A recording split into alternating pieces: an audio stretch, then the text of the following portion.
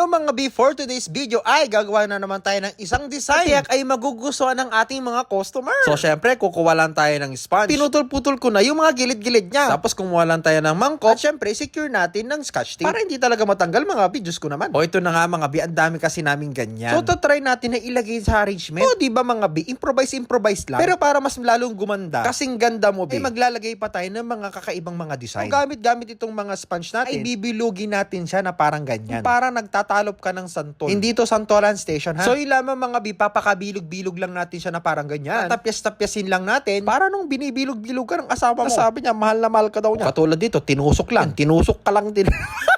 Ay, Diyos ko naman. Tapos, ayun, may tinuhog na naman na isa. Ang kate ng asawa mo. Ay, Diyos ko dahil. Ang daming ads. So, ito na nga mga B. Ilalagay na natin yung design natin, B. O, tapos? Kasi uminit na tong mga ulo nyo kasi naalala nyo na naman yung pangangaliwa sa mga asawa nyo. Ay, sorry. Nadulas na naman ako. I mean, uminit na itong glue